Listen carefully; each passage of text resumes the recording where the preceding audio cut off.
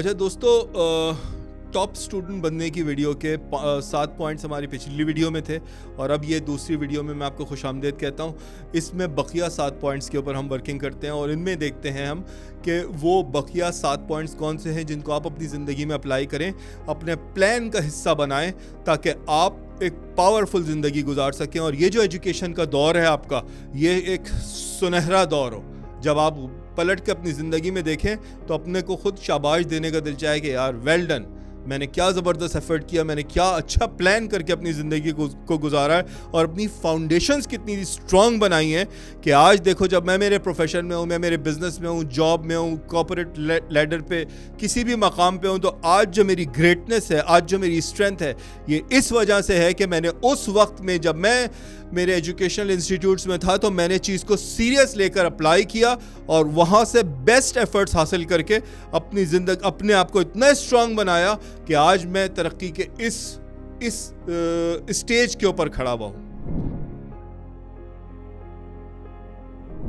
Point number 8 ये है, enhance your vision as much as possible. एक रिसर्च हुई हार्वर्ड में, उन्होंने कहा कि यार वो लोग जिन्होंने ज़िंदगी में बड़ी तरक्की की, जो मिलियनियर रहे या जो बिलियनियर्स बने, जिन्होंने फाइनेंशियल बड़ी सक्सेस की, जिनकी फैमिलीज़ बड़ी फैमिलीज़ कहलाईं, जिनके बच्चे अच्छे ऑर्गेनाइज पढ़े लिखे बच्चे कहलाए, जिनके पास बड़ी इन्वेस्टमेंट्स थी, उन लोगों में और जो एवरेज ज़िंदगी जो गुजारते रहे उनमें क्या फ़र्क था। तो जो एक कॉमन चीज़ देखी गई वो था विज़न। जिसका जितना बड़ा विजन, जिसको जितनी पॉसिबिलिटीज़ का पता, वो उतना ज़्यादा ग्रो करे। देखो आपके घर में कोई काम करने वाली आ रही है या आपका कोई छोटी पोजीशन का कोई बंदा है, नहीं होते इस तरह के लोग, चौकीदार हैं या सिक्योरिटी गार्ड हैं या ड्राइवर है, क्या ये ग्रो नहीं कर सकते? सोचो अपने दिल में, ये ग्रो कर सकते हैं। ये क्यों ग्रो नहीं करते? क्योंकि इनका विजन नहीं है। इनका विजन ये है कि यार भाई सिक्योरिटी गार्ड की जॉब मिल गई, बेहतरीन है, भाई ड्राइवर बन गया आपका भाई, बेहतरीन है, वो उस पर राज़ी हो गए। इनका विजन नहीं है, इन्होंने पॉसिबिलिटीज़ नहीं चेक की हुई कि मैं और क्या क्या कर सकता हूँ, मेरे अंदर और क्या क्या काबिलियतें हैं। जो छोटा सा मिला उस पर राज़ी हो गए, विजन नहीं बढ़ाया। इसी तरीके से आपकी क्लास में जो स्टूडेंट्स हैं उन्होंने कहा यार ये बस बुक है ना भाई, इसको कर लो, पुराने पेपर्स देख लेंगे, थोड़ी सी मेहनत कर लेंगे, एग्ज़ाम निकल जाए यार, बस हटा भाई सर पे से। ये वो लोग हैं जो एवरेज क्लास रहेगी। अगर आपको वाकई ग्रो करना है, देखो ये इंपॉर्टेंट नहीं है कि आपकी फर्स्ट पोजीशन आ रही है, सेकंड थर्ड पोजीशन आ रही है, कौन सी पोजीशन आ रही है, मार्क्स क्या आ रहे हैं, this is not important. Most important thing ये है कि आपको चीज़ें पता कितनी है, आपके इल्म में कितना इजाफा है। एग्ज़ाम देने की साइंस और है कि जब आप एग्ज़ाम में जाएंगे तो वो साइंस पे भी हम बात करते हैं, लेकिन असल चीज़ ये है कि आपको आपका विजन बड़ा करना है। उस सब्जेक्ट से रिलेटेड मैं किसी यूनिवर्सिटी में गया, वहाँ के स्टूडेंट्स को हमें हायरिंग करना थी, उनका फाइनल सेमेस्टर चल रहा था। अब मैं उससे, उन्होंने कहा जी हमने MBA किया HR में, हमने MBA किया सप्लाई चेन मैनेजमेंट में। मैं कहा चलो सप्लाई चेन मैनेजमेंट के टॉप लोग कौन से हैं? जिस तरह मैं खामोश हो गया, इस तरह वहाँ भी खामोशी हो गई। अच्छा, दुनियाए HR के बड़े बड़े नाम कौन से हैं? इस वक्त क्या चीज़ें ट्रेंड कर रही हैं? इस वक्त वो कौन से कंप्यूटर के सॉफ्टवेयर्स हैं जो आपको सपोर्ट कर रहे हैं? वो कौन से प्लगइन्स हैं जो आपकी परफॉर्मेंस को बढ़ा देंगे? आर्टिफिशियल इंटेलिजेंस में वो क्या क्या चीज़ें आई हुई हैं कि जो इस फील्ड से रिलेटेड आपको बढ़ा देगी? विजन ही कोई नहीं है, कुछ पता ही नहीं है। बस थोड़ा बहुत वो जी यूनिवर्सिटी आ जाते हैं तो यूनिवर्सिटी से चले जाते हैं, हमारे टीचर ने इतना ही बताया था। यार क्या टीचर आपकी ज़िंदगी का फैसला करेगा? यार वो तो गरीब बेचारा जॉब करने आया ना भाई, वो तो जॉब कर रहा है, वो एक हद तक पढ़ाएगा, उसका एक हद तक विजन है।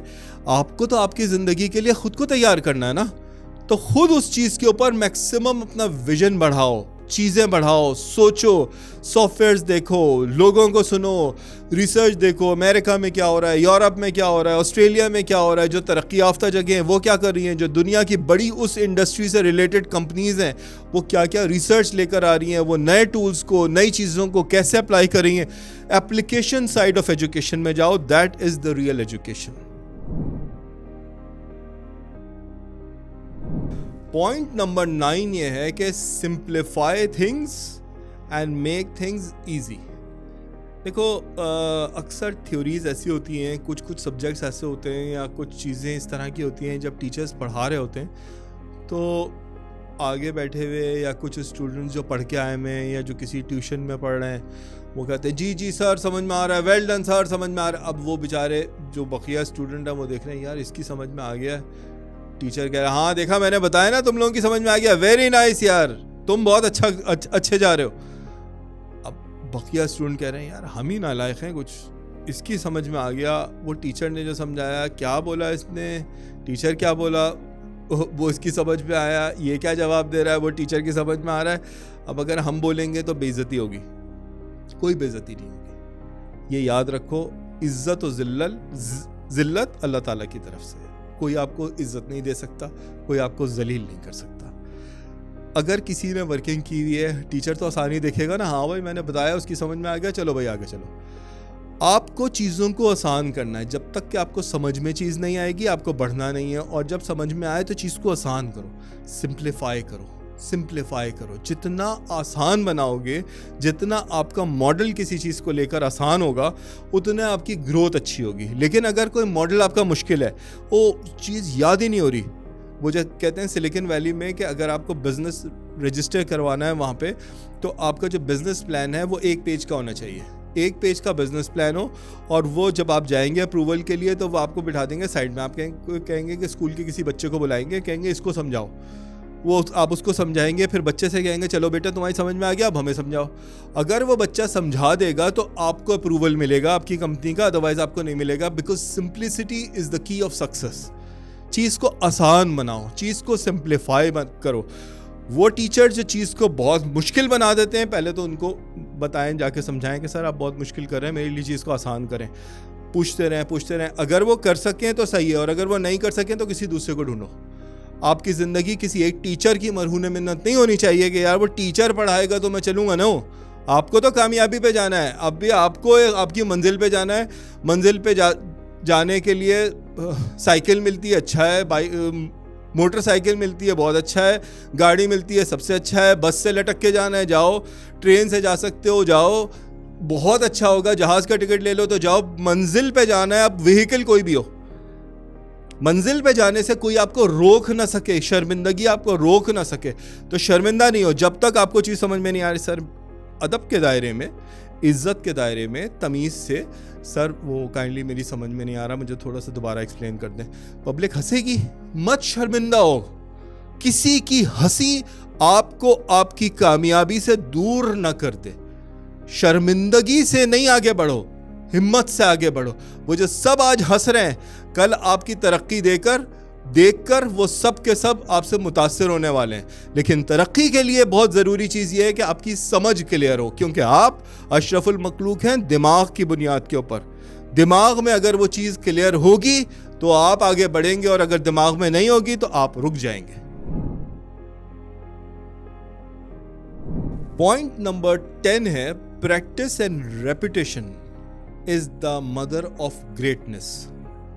जितना किसी चीज़ को प्रैक्टिस करोगे, जितना किसी चीज़ को रिपीट करोगे, वो आपकी रूह का, आपके मिजाज का हिस्सा बनती चली जाएगी। अब ख़ास तौर से देखा जाता है कि साइंसेस में, फिज़िक्स में या मैथ्स में या किसी भी और चीज़ में, वो एक दफ़ा आपने हल्का सा चीज़ को पढ़ लिया, वो ख्याल हुआ कि हाँ जी मैं बहुत अच्छे से समझ गया, लेकिन आपने प्रैक्टिस नहीं की। अब जब आप एक्चुअल एग्ज़ाम में बैठे तो आपको कुछ भी याद नहीं आ रहा। तो आपके लिए ये चीज़ ज़रूरी है कि आपको एक चीज़ समझ में आए, उसकी मैक्सिमम प्रैक्टिस करो, उसको रिपीट करते जाओ, रिपीट करते जाओ, रिपीट करते जाओ, अपना हिस्सा बना लो, अपने दिमाग का हिस्सा बना लो। जितना रिपीट करोगे वो आपको अज़बर हो जाएगा बहुत अच्छे से। तो आपको क्या करना है कि आपको चीज़ें प्रैक्टिस करती जानी है, प्रैक्टिस करती जानी है, रिपीट करते जाना है, बार बार करोगे। मिसाल के तौर पे मैं आपको बताऊं, मुझे हुआ कि जी मेरे ख़ानदान में किसी को भी 10 उंगलियों से टाइपिंग नहीं आती, तो मैंने कहा यार मैं टाइपिंग सीखता हूँ 10 उंगलियों से। तो हमने मोहल्ले में कोई जगह थी, वो उस दौर में वो टाइपराइटर का ज़माना था, ज्वाइन कर लिया। अब वो टाइपिंग सीख रहे हैं, वो उंगलियाँ ही चल के ना दें। शुरू किया था 20 लड़के लड़कियों ने उस क्लास में टाइपिंग सीखने के लिए आए थे। वो जी दूसरे तीसरे चौथे दिन 3 रह गए, 4 रह गए, तो जी छठे 7वें दिन मैं अकेला रह गया। वो जो बंदा था वहाँ का, जो ओनर था, उसने कहा यार ये भी बड़ा ढीठ आदमी है, सब तो भाग जाते हैं। उन्होंने कहा मियाँ कब भागोगे? मैंने कहा यार देखो मैं कब भागता हूँ, जब तक मैं आ सकता हूँ तो आ जाता हूँ। यार मैं 2-3 हफ्ते तक एफर्ट्स करता रहा और मेरी उंगलियां चल के ना दें। एक दिन मैं गया तो मेरी सारी उंगलियां चलनी शुरू हो गई और मेरी उंगलियों को सारी कीज याद हो गई। तो क्या किया मैंने, प्रैक्टिस पे practice, never surrender, constant efforts, constant repetition. वो क्या हुआ, मेरा हिस्सा बन गया। और जिस तरीके से स्विमिंग सीख जाए इंसान तो भूलता नहीं है, साइकिल चलाना सीख जाए तो भूलता नहीं है, इसी तरीके से अगर टाइपिंग सीख जाए तो भूलता नहीं है। अब आप किसी भी सब्जेक्ट को उठाएं और उसको मैक्सिमम रिपीट करें, मैक्सिमम प्रैक्टिस करें। जितनी आप प्रैक्टिस करेंगे उतना आप उसके अंदर अथॉरिटी बनते जाएंगे, उतनी आपकी परफॉर्मेंस में सैखल आती जाएगी, उतना आप शानदार परफॉर्म करेंगे। चाहे एग्जाम हो, चाहे कोई प्रेजेंटेशन हो, वो सब्जेक्ट आपके अंदर ग्रास्प कर लेगा। और ये याद रखो, लॉ ऑफ एक्यूमुलेशन गवर्न करता है इस यूनिवर्स में। थोड़ा थोड़ा सा ऐड करते जाओ, थोड़ा थोड़ा सा ऐड करते जाओ। वो जब थोड़ा थोड़ा सा ऐड होकर कुछ अरसे के बाद बनेगा तो ये बड़ी चीज़ आपको मिलेगी जो दूसरे आपको देखकर हैरान होंगे, यार इसके कॉन्सेप्ट्स कितने ज़्यादा क्लियर हैं। तो थोड़ी थोड़ी सी एफर्ट करके रिपीट करते जाओ, प्रैक्टिस करते जाओ, अपने आप को ताकतवर बनाते जाओ। पॉइंट नंबर 11 ये है, manage time, maintain life balance. देखो हमारी ज़िंदगी में कितनी सारी चीज़ें हैं। एक हमारे माँ बाप हैं, हमें उनको भी वक्त देना है, उनको भी इज़्ज़त देनी है, उनके साथ भी वक्त बिताना है। वो हमारा सरमाया है जिधर से हमें कॉन्फिडेंस मिलता है। ये हमारा जिस्म है जो ज़िंदगी में हमारे दुनिया में जीने के लिए हमारा सोर्स है। अगर ये जिस्म बीमार हो जाएगा, कहाँ की एजुकेशन, कैसी ज़िंदगी, फिर तो बीमारी की नज़र हो गए। ठीक, वो हमारा क्रिएटर है। जो भी आपका अक़ीदा है, जो भी आपका दीन है, उसके हिसाब से उसकी इबादत, उसकी बंदगी के लिए भी आपको वक्त देना है। ये आपके जज्बात हैं, इमोशंस हैं। कभी इंसान खुश होता है, कभी दुखी होता है, कभी मोटिवेटेड होता है, कभी डाउन होता है। इन इमोशंस को भी मैनेज करके रखना है। वो मेरे बहन भाई हैं, वो मेरे कज़न्स हैं, वो मेरे दोस्त हैं, वो मेरे रिश्तेदार हैं, वो सोशल मीडिया के ऊपर भी मुझे वक्त बिताना है थोड़ा बहुत। ठीक है, तो अब लाइफ को ना बैलेंस करके चलना है। इंसान कामयाब वो है जो हर चीज़ में कामयाब हो। ये कि आप एजुकेशन में अच्छे हैं और जी सेहत आपकी ख़राब हो गई, या माँ बाप को आप वक्त नहीं दे सके, या कहीं पे भी कोई कमी रह गई, ये एक बहुत कामयाब इंसान की निशानी नहीं है। लाइफ को हमेशा बैलेंस रख के चलो।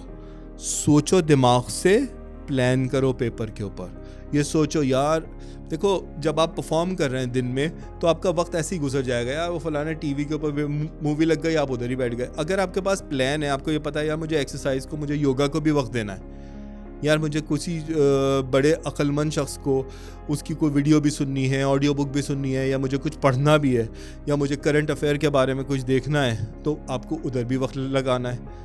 या आपको कोई सोशल मीडिया के ऊपर दोस्तों से चैट करनी है, कोई आपने 15 मिनट का वक्त रखा हुआ है रील्स देखने के लिए। हर चीज़ को पहले प्लान करो, अपने को कंट्रोल करो। इंसान का जो दिमाग है ये एक गुमराह हुए वे बिखरे हुए बंदर की तरह है। अगर इसको खाली छोड़ दोगे ये 2 घंटे रील्स पे बैठा रहेगा। खाली छोड़ दोगे वो इंस्टाग्राम पे 3 घंटे निकल गया, कुछ पता ही नहीं चला। खाली छोड़ दोगे वो नेटफ्लिक्स की मूवीज़ ही देखता रह जाएगा। तो आपको क्या करना है, हर चीज़ में लाइफ में बैलेंस रख के चलना है। थोड़ा सा वक्त इधर, फिर उसे रोक लो, फिर थोड़ा सा वक्त उधर, फिर उसे रोक लो, फिर थोड़ा सा वक्त इधर, फिर उसे रोक लो। हर चीज़ को वक्त देकर चलो, अपने को तैयार। बस दिमाग में एक चीज़ होनी चाहिए, यार मेरे जो एजुकेशन का दौर है ना, ये जो मेरे टीचर्स हैं, ये जो मेरी बुक्स हैं, ये जो मेरा इंस्टीट्यूट है, ये जो मेरे दोस्त हैं, ये सब इसलिए हैं ताकि मेरी ग्रोथ हो, मेरी इमोशनल ग्रोथ हो, मेरी लीडरशिप की ग्रोथ हो, मुझे लोगों से बात करना आए कि मैं महफिल उठाने वाला कैसा शख्स हूँ, मुझे मेरी एजुकेशन क्लियर हो, मेरे कॉन्सेप्ट्स क्लियर हो। कोशिश करो कैलकुलेटर कम यूज़ करो, अपने को मेंटल मैथ्स के ऊपर फोकस करो, दिमाग से चीज़ों को कैलकुलेट करना शुरू कर दो, अपनी वोकैबलरी बढ़ाओ, क्योंकि जिसकी वोकैबलरी अच्छी होती है उसकी सोचने की सिफत अच्छी होती है, और सोचने की सिफत हाईली पेड थिंग है।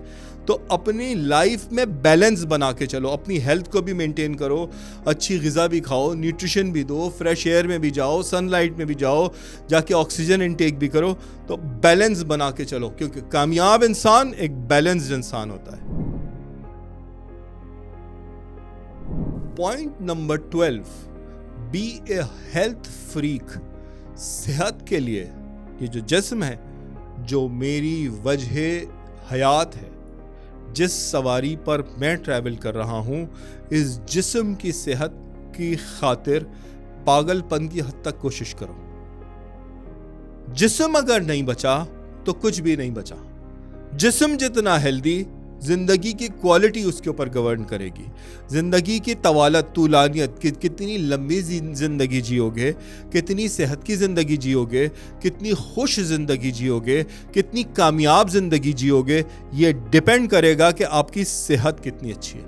देखो अतराफ में देखो, किसी को डायबिटीज हुई भी है, देखो किसी को हार्ट का मसला है, ब्लड प्रेशर के इश्यूज हैं, किसी का कोई मसला है, किसी की किडनी का प्रॉब्लम है, कहीं लंग्स का मसला है, कहीं स्किन का इशू है। लोग कितने ज़्यादा बीमार हैं। ये सोचो कि जो आप ग़िज़ा खा रहे हैं, जो आप सालन खा रहे हैं, जो आप चावल खा रहे हैं, या जो भी ग़िज़ाएँ आप खा रहे हैं, ये आपको सेहत दे रही हैं या ये आपको सेहत से दूर लेकर जा रही हैं? सोचो, वो जानवर, कोई सा भी जानवर हो, चौपाया हो या मुर्गी हो या कोई परिंदा हो, क्या वो आपको न्यूट्रिशन दे सकता है? देखो, मेरे पास अगर पैसे हैं तो मैं आपको पैसे दे सकता हूँ, लेकिन अगर मेरे पास पैसे नहीं है तो मैं आपको पैसे नहीं दे सकता हूँ। जिसके पास जिंदगी है वो आपको जिंदगी दे सकता है, जिसके पास खुद जिंदगी नहीं है वो आपको जिंदगी कैसे देगा? अब वो जो चौपाया गुजर गया, उसका मुर्दा जिस्म आपको जिंदगी कैसे देगा?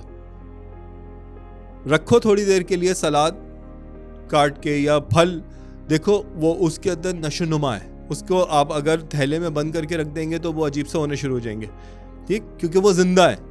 जो सब्जी जिंदा है, जो फल जिंदा है, वो आपको जिंदगी देगा। जो सोच जिंदा है वो सोच आपको खुशी देगी। जो इल्म जिंदा है वो इल्म आपको जिंदगी देगा। अब लोग कहते हैं जी एक्सरसाइज क्यों करें? भाई एक्सरसाइज इसलिए करना ज़रूरी है कि आपकी जो स्किन के अंदर या जो बोन के स्ट्रक्चर के अंदर डिफरेंट ऑर्गन्स हैं, दिल है, लंग्स हैं, किडनी है, लिवर है, डिफरेंट तरह के ऑर्गन्स हैं, दिमाग है, ये सारे के सारे ऑर्गन्स ज़िंदगी के ज़ामिन है या नहीं है? जितना आपके मसल्स हैं, टांगों के मसल्स हैं, हाथ के मसल्स हैं, जितना आप एक्सरसाइज करते हैं उतना आपका जिस्म जो है वो एनर्जाइज होता है और ज़िंदगी आती है उसके अंदर। मोशन से, मूव होने से ज़िंदगी मिलती है। अब एक शख्स बैठा हुआ है, सोफे पे बैठ के टीवी देखे चले जा रहा है या फास्ट फूड खाए चले जा रहा है, उसको ज़िंदगी कैसे मिलेगी? उसकी सेहत कैसे अच्छी होगी? जब सेहत ही नहीं बची तो फिर क्या बचा ज़िंदगी में? तो कोशिश करो हेल्थ फ्री, पागलपन की हद तक अपनी सेहत की हिफाजत करो। ये सोचो, पढ़ो, देखो, जो ऑथेंटिक लोग हैं, जो ऑथेंटिक रिसर्च है, उसके ऊपर जाके वक्त लगाओ कि मैं किस तरह से सेहतमंद बनूंगा, मैं अपनी सेहत को कैसे अच्छा मेंटेन करूंगा, मैं क्या वो काम करूं कि मुझे डायबिटीज़ ना हो, मैं वो क्या काम करूं कि मुझे हार्ट की बीमारी ना हो, या मुझे बीमारियों से मैं दूर हूं या बुराइयों से मैं दूर हूं। कैसे मैं अपने जिस्म को बचा सकूं, क्योंकि जिस्म बचा तो ज़िंदगी बची। जिस्म सही रहा तो जिंदगी अच्छी रही, और अगर जिस्म ही नहीं रहा, देखो कब्रिस्तानों में कितने सारे वो लोग हैं जिनकी मौत का वक्त नहीं आया था, लेकिन यहाँ की बुरी प्रैक्टिस, सिगरेट पे सिगरेट पिए जा रहे हैं, लोग ड्रिंक किए जा रहे हैं, लंग्स खत्म हो गए। जिंदगी तो दी थी, हमारे क्रिएटर ने जिंदगी तो बख्शी थी, जिंदगी तो खत्म नहीं हो रही थी, अभी जिंदगी को तो आगे चलना था, लेकिन जिंदगी की वो सवारी यानी जिस्म जिस पर इस जिंदगी को सवारी करना थी, आपने अपनी आदतों के जरिए उस सवारी को इस काबिल छोड़ा ही नहीं कि जिंदगी कंटिन्यू कर सके। वो सवारी जवाब दे गई, जब सवारी जवाब दे गई तो जिंदगी बचती कैसे?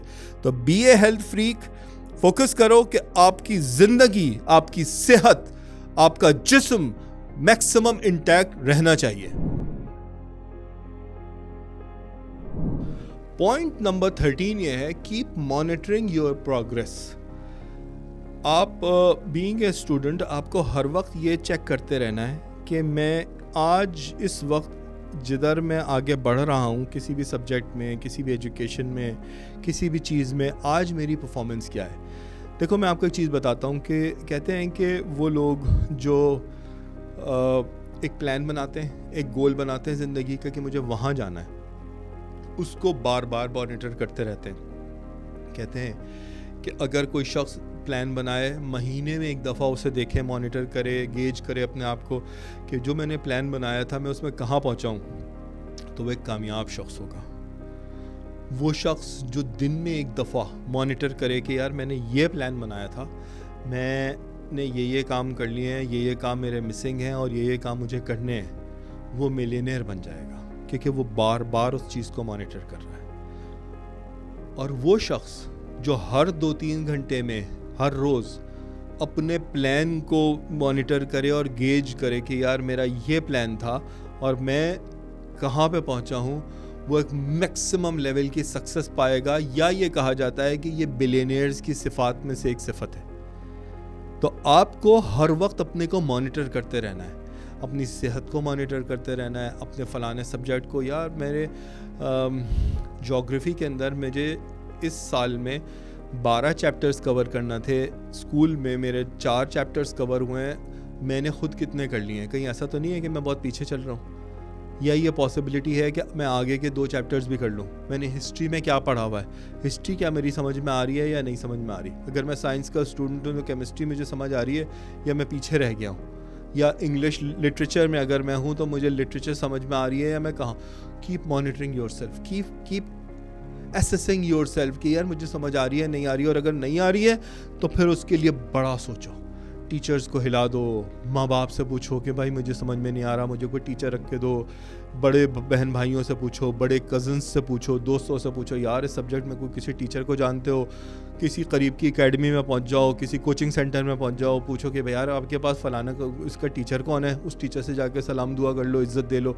इज़्ज़त मिलने पे सभी खुश होते हैं ना, और टीचर बरादरी बेचारी सबसे ज़्यादा खुश इज़्ज़त मिलने पे ही होती है कि यार जो टीचर है आपने उसे इज़्ज़त दे दी, थोड़ी देर इंतज़ार भी करा लिया तो कर लो, कोई इशू नहीं है। लेकिन हर वक्त अपने आप को एसेस करते जाओ, यार मैं कहीं मार तो नहीं खा रहा हूँ, यार मेरे कोई चीज़ पीछे तो नहीं रह गई। हर चीज़ को मॉनिटर करो, यार कोई ऐसा तो नहीं हो रहा है मेरे माँ बाप को मुझे वक्त देना चाहिए था, मैंने माँ बाप को वक्त नहीं दिया, दादा दादी को, नाना नानी को, किसी बुज़ुर्ग के ख़ानदान को, कहीं ऐसा तो नहीं है मैं इनको वो टाइम नहीं दे रहा, मैं अपनी चक्करों में लगा हुआ हूँ। कहीं यार कोई ऐसा दोस्त तो नहीं है किसी को मुझसे कुछ ज़रूरत थी, मैं पूरी कर सकता था, मैंने उसको कटा दिया और मुझे याद भी नहीं रहा कि मैं उसकी ज़रूरत पूरी कर सकता हूँ। कहीं मेरी कोई बहन का कोई मसला नहीं है, भाई का कोई मसला नहीं है, मेरा कोई सब्जेक्ट रुका हुआ तो नहीं है, कहीं मुझे कोई ऐसी चीज़ करना थी जो हर वक्त मॉनिटर करते रहो, हर वक्त मॉनिटर। बुराई की तैयारी करो, सोचो यार ये कहीं कोई चीज़ मिस तो नहीं हो रही, यार 3 महीने के बाद एग्ज़ाम्स आने वाले हैं, कहीं कोई ऐसी चीज़ तो नहीं है कि मैं एग्ज़ाम्स की तैयारी नहीं कर पा रहा हूँ। देखो एग्ज़ाम के लिए एग्ज़ाम अलग एक साइंस है, आपको उसको भी मॉनिटर करना है कि यार जो मैंने पढ़ लिया वो पढ़ लिया, वो 3 घंटे का एग्ज़ाम है या 1 घंटे का है या 2 घंटे का है, उसमें जो सवाल आएगा 2 नंबर का सवाल है उसको उतना ही लिखना है, 20 नंबर का सवाल है उसको उतना ही लिखना है। आपको हर चीज़ को मॉनिटर करते हुए जाना है, कहीं कोई चीज़ मिस तो नहीं हो रही, कहीं कोई चीज़ तो नहीं है। और जहाँ कुछ ऐसा फील आए कि यार ये चीज़ मिस हो रही है, नोट कर लो पेपर के ऊपर। दिमाग स्टोरेज की मशीन नहीं है, दिमाग सोचने की मशीन है, स्टोर करो पेपर के ऊपर, और वो पेपर ऐसा हो जो आप बार बार मॉनिटर करो। अच्छा यार मेरी ये चीज़ रह गई थी, मैं इस चीज़ को अच्छे से रिवाइज़ करता हूँ, मैं इस चीज़ के ऊपर वर्किंग करता हूँ, मैं फ़लाने टीचर से पूछ लेता हूँ, मैं फ़लानी लाइब्रेरी से जाता हूँ, मैं देखता हूँ यार इसके ऊपर कोई सी बुक आई हुई है, मैं देखता हूँ यूट्यूब के ऊपर किसी की वीडियोज़ के ऊपर पड़ी हुई है, किसी की ऑडियो बुक पड़ी हुई है, मैं उसको सुन लेता हूँ। हमेशा मैसिव गेम प्लान बनाओ और कीप मॉनिटरिंग योरसेल्फ, कहीं कोई चीज़ रह तो नहीं गई है। पॉइंट नंबर 14, और ये बहुत इम्पॉर्टेंट पॉइंट है, आप सब इसको सुने और समझें और अच्छे से डाइजेस्ट करें और याद रखें। ये जो आप तालीम में हैं किसी भी एजुकेशनल इंस्टीट्यूट में, इसका मकसद क्या है? ये एजुकेशन कहते किसे? ये एजुकेशन में मैं क्यों डाला गया हूँ? क्यों मेरे माँ बाप मरे जा रहे हैं कि मेरी औलाद, मेरा बेटा या बेटी तालीम हासिल कर ले, फ़लानी ऊपर की पोजीशन पे चला जाए? देखो पहले एक चीज़ ये समझो कि हर वो तरक्की, हर वो इन्वेस्टमेंट, मैं पैसे लगाता हूँ, मैं कोई प्रॉपर्टी ख़रीद लेता हूँ इस उम्मीद में कि मुझे रिटर्न मिलेगा, मैं कुछ ज़मीन को प्लॉट ख़रीद लेता हूँ, ठीक है, इसलिए कि मुझे वहाँ से कोई रिटर्न मिलेगा। इस दुनिया में जितनी भी इन्वेस्टमेंट्स हैं जिधर से कोई शख्स कोई रिटर्न एक्सपेक्ट कर सकता है, उनमें जो सबसे आसान और क्विक रिटर्न देने वाली चीज़ है वो तालीम है। अपने वक्त को, अपने रिसोर्सेस को अगर तालीम पे लगाओगे, एजुकेशन पे लगाओगे, तो मोस्ट क्विकली रिजल्ट आएगा, वहाँ से तेज़ी से तुम्हारे पास रिजल्ट आएगा, नतीजा निकल के आएगा और तुम तेज़ी से आगे जाके ग्रो करोगे।